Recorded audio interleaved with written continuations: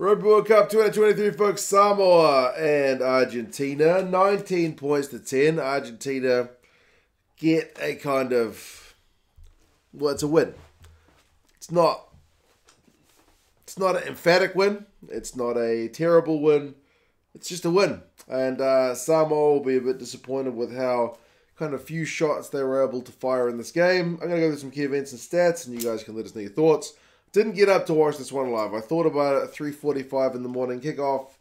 Maybe kind of the decent one to watch on demand once the sun had come up a little bit, once my kids had gotten up kind of thing. But, yeah, I don't know if this one's going to go down as a classic. It was very wet, and the handling was suffering, I think, with the amount of kind of greasy, wet sweat and whatnot on the ball. I mean, it doesn't start well for Samoa when Duncan Paia'aua gets yellow carded 35 seconds into the game for taking out Santiago Carreras in the air. What can Argentina do with the extra man? Not a lot for a long time. Knock-ons, turned over.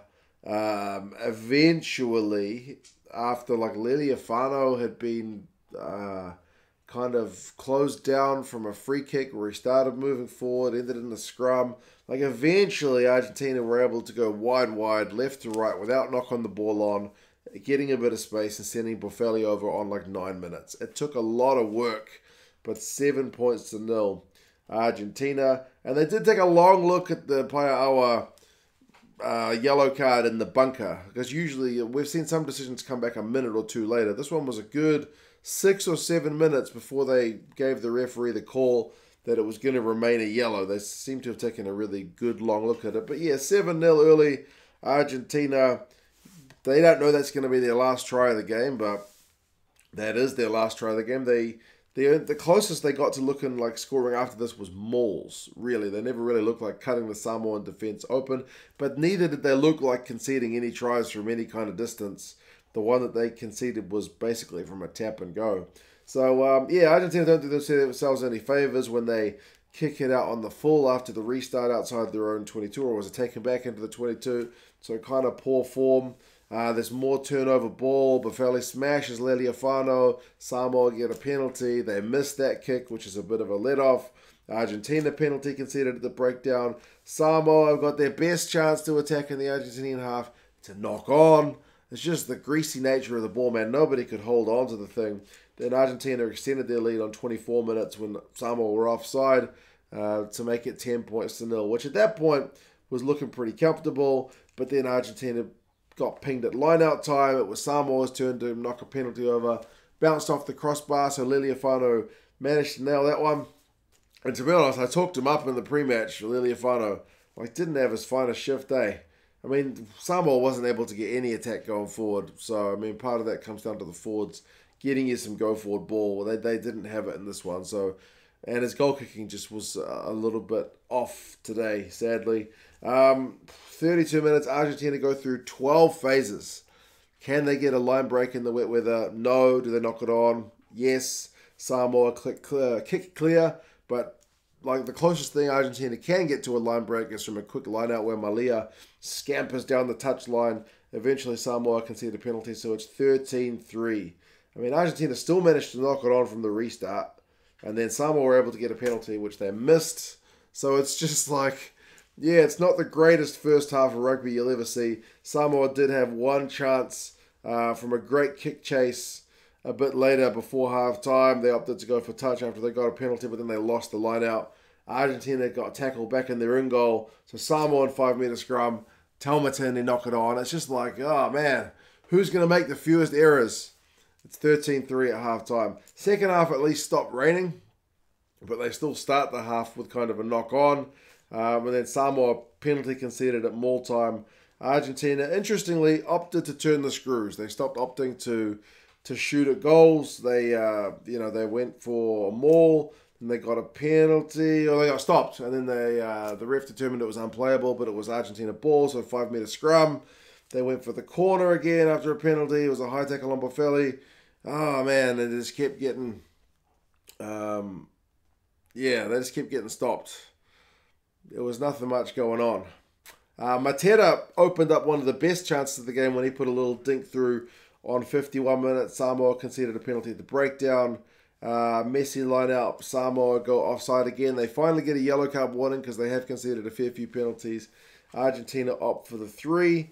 So it's 16 points to 3. I thought maybe they could have kept turning the screws because the Samoa were on a yellow card warning, but it's probably, given what we've seen from every other player in this game, probably a game where you just take the points because the odds of being able to go through 10 phases, well, actually, multiple times they went through 10 phases and ended up getting turned over or something, but the odds of being able to score seem to be pretty low.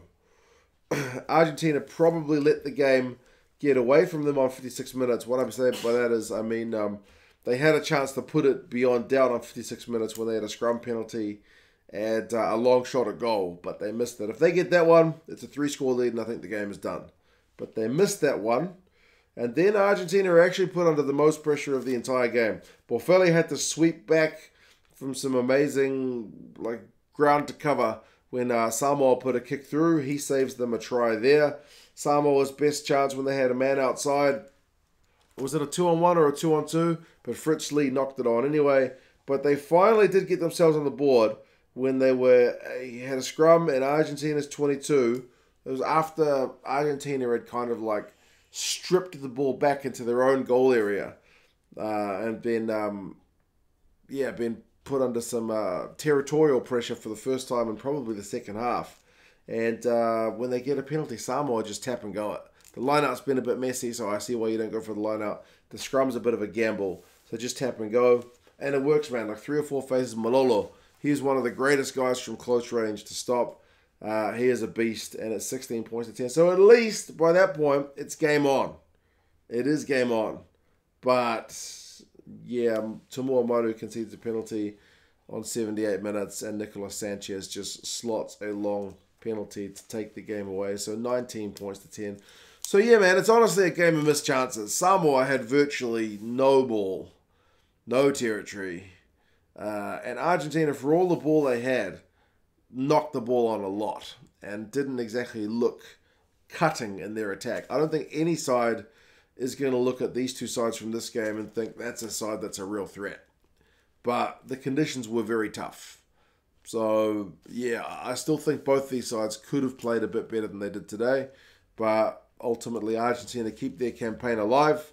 Boffelli, star of the show by a mile. On defense, on attack, with his goal kicking. Apart from that one missed long shot, pretty good. If Sopawang is fit, maybe you bring him back for the next one. But honestly, the forward pack needs to get some more go forward because, Samoa in this game managed 129 meters as a team, which is incredibly low, which speaks to how little they had. 38% possession. They had nothing going on. Argentina had 381 meters, which is still kind of low. But Mallia on his own had 97 meters. That's not that far away from the entire Samoan team. So Argentina, 62% possession, 59% territory, 36 defenders beaten to 9. Will be frustrated that their scoreline is only within 9 points. And that they came within, a bit of pressure of not losing the game because they weren't ever put under that same kind of pressure a second time. But it was within 7 points with 5 minutes to go. How that happened from their point of view will be really disappointing. Turnovers conceded a 17-17, which is high. Given the conditions, it's maybe not surprising. The Argentinian lineup, though, was good. 16 from 16. There was 1 or 2 that were a bit messy, but they still secured their own ball. Samoa, 11 attempts, 8 secured, so a little bit of improvement needed there. But again, conditions were hard. There was at least one that was just not straight, just kind of basic stuff. Clean breaks, 2-2 is pretty low in the scheme of things. Mallia, I mentioned, 97 meters, a clean break, 2 defenders beaten. Mateo Carreras, get that guy some more ball. 59 meters, a clean break, and 8 defenders beaten. Kremer makes 10 from 10 tackles. Toala comes off the bench and has 21 meters and is the most meters from any Samoan player, which is incredibly, incredibly low. McFarlane beats 2 defenders and Luatua makes 13 from 13 tackles. Samoa, I've got Japan next. They will need to play much better. Hopefully conditions are better, but yeah, their forwards will need to get some more parity and get some more ball for the backs to play with. And Argentina have got Chile, which is a match where we should be able to see the Argentinian attack. score more than one try. That's one try in each of their games. So 2 games, 2 tries. Their attack still seems to be not quite there. I do hope Argentina keep things settled and resist the urge to make sweeping changes because the team needs to click. And it's not quite clicking on attack just yet. But who knows? Maybe once the weather's dry, we'll see some better play from them. You guys let us know your thoughts. Apologies for the delay in getting this one up. But yeah, 19-10 Argentina. Both teams still alive in the pool. But we will see. You guys let us know your thoughts. Talk to you again soon. See you later.